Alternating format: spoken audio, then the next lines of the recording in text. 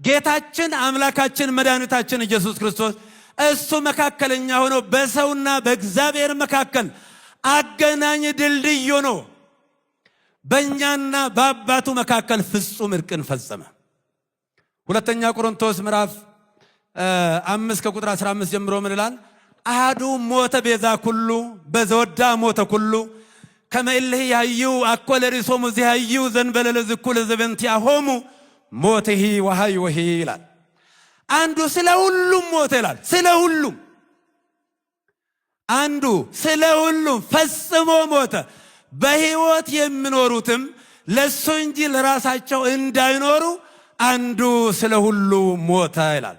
ስለ ሁሉም የሞተ መሞቱ ብቻ አይደለም የሚያስደንቀው፣ አምላካችን ኢየሱስ ክርስቶስ ገዳዮቹን እንኳ ሳይቀር የሚያደርጉትን አያውቁምና ይቅር በላቸው። ይሄ አስደንቅም። ዳዊት ልበ አምላክ ነው፣ ደግ ነው፣ መልካም ነው፣ የእምነት ሰው ነው። በጣም ዳዊት ምንም ነገር አይወጣለትም፣ እምነቱ ፍጹም ነው። ነገር ግን ያ ልበ አምላክ ተብሎ ብዙ የተባለለትና የተዘመረለት ዳዊት በሚሞትበት ሰዓት አንደኛ መጽሐፈ ነገሥት ምዕራፍ 3 ላይ ስታዩ ምን አለው ልጁ ሰለሞን?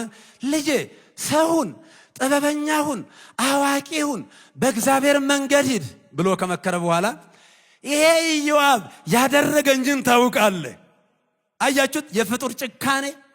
ኢዮአብ ያደረገኝን ታውቃለህ። ሽበቱን በሰላም ወደ መቃብር አታውርደው፣ አንተ እንደ ጥበብ አድርግበት። ግደለው ነው። መልአከ ሞት አንዣቦበት እስኪ እገሌን ግደለው ይባላል? አይባልም።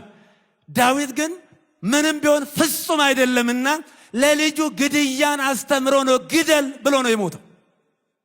የኛ አባት ግን የይቅርታ አባት ስለሆነ በገዳዮቹ ፊት ገዳዮቹ እየሰሙት ፍጹም እንዳልተቀየማቸው አባት ሆይ የሚያደርጉትን አያውቁምና ይቅር በላቸው። ኖህ አካሄዱን ከእግዚአብሔር ጋር ያደረገ ፍጹም ሰው ነው። ከማያ የተረፈ ሰው ነው።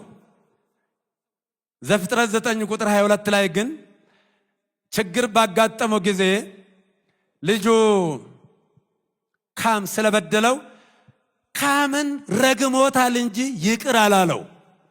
ነገር ግን ለዘላለሙ ይቅር ባይ የሆነ አምላካችን መድኃኒታችን ኢየሱስ ክርስቶስ በቀራንዮ ላይ በከፈለው ቤዛነት ለዘላለሙ